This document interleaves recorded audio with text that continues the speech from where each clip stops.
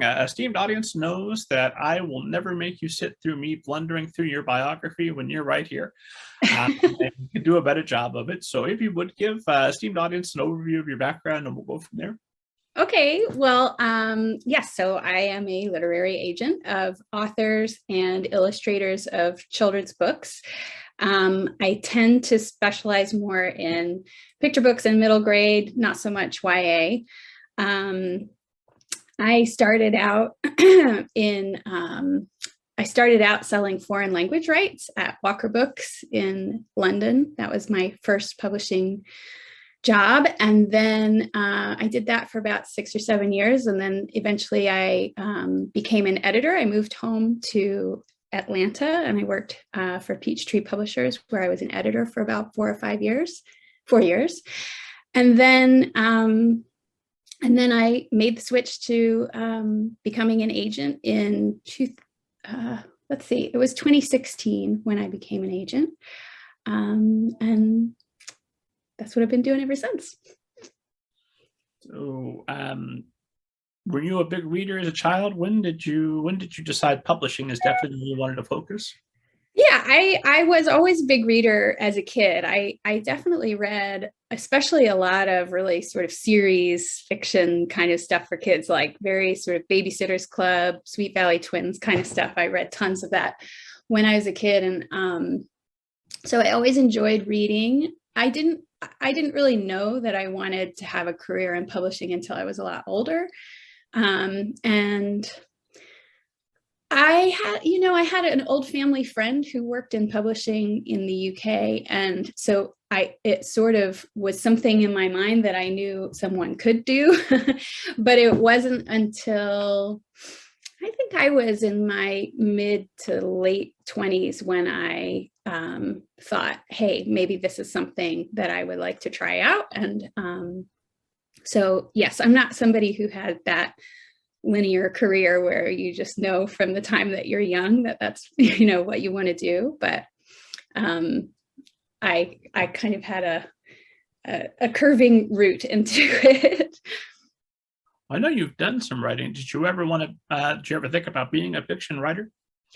Yeah, I often have ideas. I feel like I have like unwritten books in my mind that have been just sort of sitting there for a really long time. But there's something about the whole butt in chair, fingers on keyboard thing that is hard for me to focus on. And I really admire people who are able to do it because something always interrupts me, or I get distracted, or I'll have a run of, a handful of days or even a handful of weeks where I'm pretty focused on trying to write. And then I just kind of get distracted by life or whatever. And so it's more just it's something I do occasionally for myself, but it's never really materialized into something, that I would share publicly. Well, so far. So far, it's possible. I can't rule that out in the future. So you're working for Peachtree Publishing in Georgia, and you're an editor with them. And I'm assuming what attracts you to Peachtree Publishers is the huge salary that their editors get coming. Yes. No, editors sadly do not make a whole lot of money. It's something you do for the love, I think. And also it makes it, it's kind of a position of privilege because it is such an underpaid job, really, that you kind of have to be in a good position to not make very much money and be okay with that. Oh, when did you decide go from I like books to, oh, this is what I want to do for the rest of my life, or at least up until 2022 as we're recording this? Yeah. Well, that's a good question. So I did a handful of odd things after I graduated from college, and one of which was that I taught English in South Korea for 2 years. And when I was there, I think I knew then, like, I need to find my career now. And I knew it wasn't teaching. And like I said, I had this old family friend who worked in publishing. So I kind of had this in the back of my mind, like maybe that would be interesting. So that the fact that I had worked in Korea actually sort of led to my job in London, kind of indirectly, because I was trying to move to England and I didn't have permission to work there.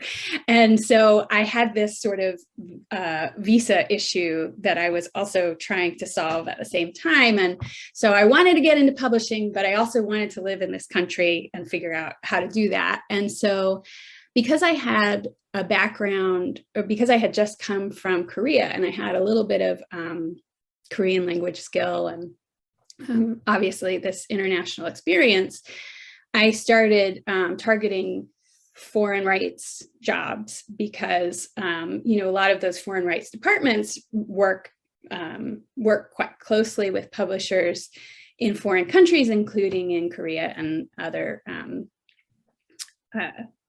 East Asian countries. So I had a feeling that that was going to be something that sort of, that other applicants for jobs wouldn't have on their resumes. And that's something that's sort of important to the visa process, that you have to have a skill that no locals have. So that was the reason that I started out in foreign language rights. And so, you know, I got so super lucky and I got this job at Walker Books, which is like one of the best publishers in the whole world. They're the parent company of Candlewick Press. And I mean, it was just an amazing place to work. It was a fantastic job.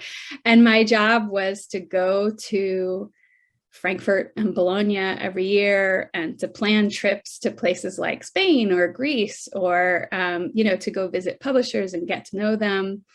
And so it was a lot of fun. And I was, you know, I don't know, I turned 30 while I was working that job. So I think I started that job, maybe I was 27 or 28. So it was a great time in my life. I was living in Europe and traveling all over and getting paid to do it. And I loved working with books.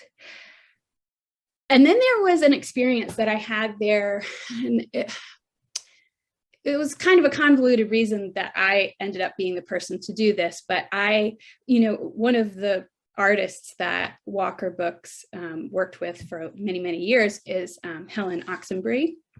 And I was in this position where an American company was repackaging some old Helen Oxenbury books. And I was sort of the middle person between that American publisher and Helen herself. And so I had this experience where I was trying to talk to her about editorial changes that they wanted to make, and, you know, calling her up and saying, oh, hey, Helen, it's Stephanie. Let's, how do you feel about this? What if we package it like that? What, you know, kind of making suggestions. And I thought, this is what I really want to do, is the more creative side of bookmaking, because up until that point, everything I did with selling foreign rights happened after the books were made, basically. You know, I took a fully formed book, or a mostly fully formed book, to other publishers and said, hey, do you want to publish this?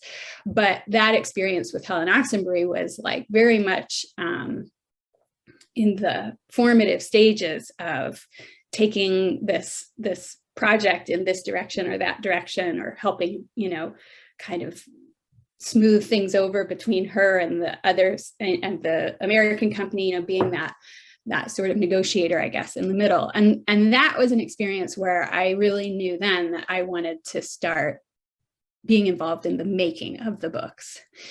So I thought, well, I want to get into editorial work. And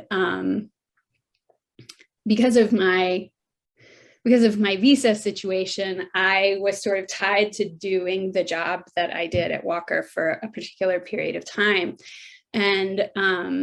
And then I started, so I had done that for 6 or 7 years. I was, you know, pretty senior foreign rights person. And then I tried to start looking for editorial jobs, but, you know, you start, after you have 6 or 7 years of experience in one role, and then you start applying for assistant positions in another role, people don't get it. They're like, why aren't you applying for the foreign rights department? You have so much experience. And so I was kind of struggling to really even get interviews in editorial departments. And people were saying, you're going to have to take a big pay cut. Like, people just didn't really take it very seriously. And then around that time, he was not my husband yet, but the person who is now my husband and I decided that we were kind of interested in doing something different. And so that was around the time that we got married and we moved back to the States, back for me, and for him, it was the first time. But and so when I moved back to the States, I really didn't have a plan. I wanted to continue working in publishing, but I really wanted to be an editor. I really wanted to get on the creative side of things. And we didn't know where we were going to live. We didn't know what we were going to do. We just kind of pulled the trigger and did it. And so there was this period of time where I was really kind of in limbo, and I didn't know where I was going to be. And then we ended up kind of accidentally settling back in Atlanta, which is my hometown. And so I actually had known Margaret Quinlan, she was at the time the owner of Peachtree Publishers. I had known her from before I had moved to England. I had done a brief internship at Peachtree Publishers. So I knew her, and I got back in touch with her and said, oh, I'm living in Atlanta again, and what I really want to do is editorial work. And she said, okay, come and be an editor here. So I did that for 4 years. And then now I can't remember what the original question was. I'm really just rambling. I can just keep talking. I don't remember. No, we're getting a very excellent sense of your journey in publishing and how you come to be where you're at. So so what the big change to editorial, or to being an agent, came when I had a baby. And I was pregnant. I was waiting for this baby to be born, and I really loved my job, but I also knew that I had to figure out how I was going to take care of my child. Was I going to put her in daycare all day so that I could be in an office? And I really did not, I did not make a lot of money as an editor, which may shock you, but I was kind of being faced with paying essentially my entire salary to keep her in childcare. So I would have zeroed out. I was not going to make any money, and my kid was going to be in daycare all day, or I was not going to make any money and I was going to be home with my kid all day. So I kind of had to make that choice. And then I thought, well, what if there's something else I could do that keeps me involved in publishing and maybe can grow into something more down the line? And that's when I thought I could maybe become an agent. So I started talking to people who I knew who were agents, one of whom was Karen Grensick, who I had met at a conference at an SCBWI in Atlanta a couple of years before. And she and I had really hit it off and had a great rapport. And I thought, and she's such a kind person. I don't know if you've ever met her, but she just would do anything for you. She's just such a kind person. So I immediately thought of her as someone I could just at least talk to about what it's like to be an agent. How does it work? And so she was somebody I talked to a lot during that time. And as the more we talked, the more it became clear that if I wanted to do it, I could join Red Fox. So that's what I did. I never went back to the office after my first daughter was born. And she was tiny. She was, I don't know, maybe she was 3 months old when we announced that I had joined Red Fox. And so I had her in my lap while I was fielding my inbox. And I didn't have to put her in any kind of childcare for another year and a half or something like that, which was hard to juggle both of those things at the same time. But also as a new agent, I didn't have the, you know, it takes a long time to sort of build up the momentum of having a full list. I didn't have a full list. I only had a few clients, and my few clients, we were just trying to get their very first deals. So I didn't have like a whole body of books under contract that might have issues that need my attention, that require contract negotiation and all that kind of stuff. It was very much about just reading a lot of manuscripts, a lot of manuscripts, and building a list. And that was something that I could do at any time of day or night. And so that's what I did. I found scraps of time here and there, and I built my list while my daughter was a baby. And then eventually she did go to school and I did build momentum. And now things look a lot different. I spend my day in the office while my kids are at school, and I have a lot of things going on. I can't believe that I used to do this with a baby in my lap. But it's so wonderful that you were able to find a way to continue doing what you love while being there for first steps for all those early things. Yeah, definitely. It was really a big part of it was about lifestyle and about designing the kind of life that I want to have and that I want my family to have. And, you know, it isn't the same as having a job where you just go into the office all day and then you come home and your home life is separate from your work life. I feel like everybody kind of understands this more now that we've all, you know, experienced the pandemic and lockdown and all that stuff. Everybody's work and personal lives have sort of gotten real mushed up together. But I kind of made the choice to mush mine up together a few years before that, before all of that happened. So it's, you know, you can't really separate your career decisions from your life decisions. And that was a big part of it. But I also have found that being an agent is really, it draws from the skills that I developed in the different roles that I had in publishing. So I have the sales and contract negotiation type of skills that I developed as a foreign rights person. And that's a lot of fun. You know, when I was a kid, I never thought of myself as a salesperson at all. But there's a real buzz when you succeed and you place a book somewhere. There's a definite rush. You know, I dance around and I pump my fists and I run out and I tell my husband, who doesn't care. But you know, it's very exciting, you know, that sales aspect. And I loved that when I worked at Walker. Of course, I worked in an office among my peers, and so they got very excited with me. But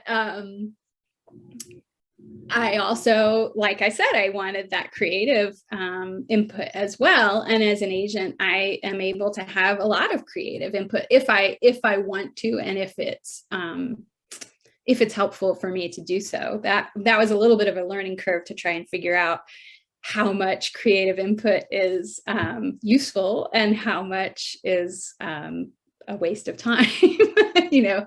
So, and every situation is different, but I do get a lot of creative satisfaction out of what I do. And I do have editorial input into a lot of the projects that I work with.